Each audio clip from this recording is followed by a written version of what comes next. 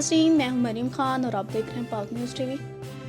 खबर शामिल करते हैं लाहौर से। हमारे नुमाइंदे फिरदौस कमाल की रिपोर्ट के मुताबिक लाहौर में स्मोक की रोकथाम के लिए स्मोक क्लीन टावर की महमूद बूटी में तनसीब का अमल जारी है।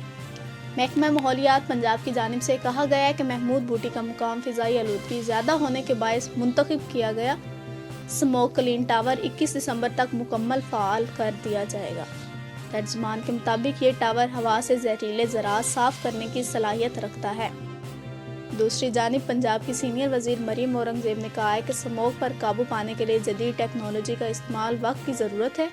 स्मोक क्लीन टावर पूरे मुल्क के लिए एक मॉडल साबित होगा। मरीम औरंगज़ेब ने कहा कि भक्खर में 6, गुजरात, खानेवाल और मुल्तान में एक नॉन जिग जैग भट्टे गिरा दिए गए, जबकि लाहौर में 6 और पंजाब के दीगर अजला में 10 सनती यूनिट सील कर दिए गए हैं।